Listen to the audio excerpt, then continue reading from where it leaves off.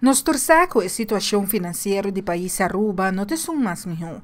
Isso que põe que o governo de coalição tem diferentes retos para reabilitar as finanças de Aruba.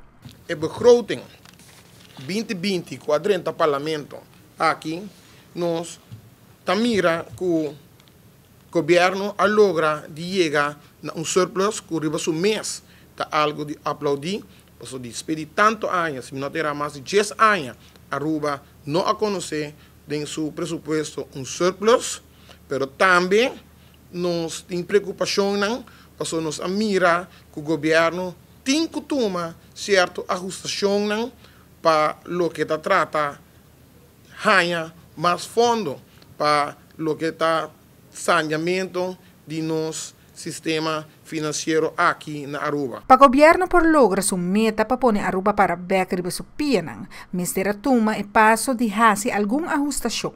Mita de opinião que o governo Mr. busca sua fórmula como para chegar na entrada aqui, mita compartilhar também a opinião que o governo tem certo aspecto com a Holanda, com o CAF, mita compreender também que o governo a heredar uma situação financeira caótica, pero de mesmo momento, mita de opinião também que o povo não consegue carga e ganha tur islã.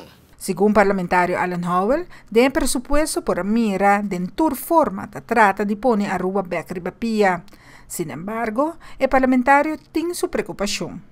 Onde não que tem preocupação tá é difícil provisão, nós mira que se nós mestre implementar a lei aqui, ele causa dolor não, ele traz peso não somente para o comerciante não, que o primeiro mestre vai sentir, pero conhecendo o comerciante não lo absorver essa aqui e não passador para o que trata nos gente nos pueblos.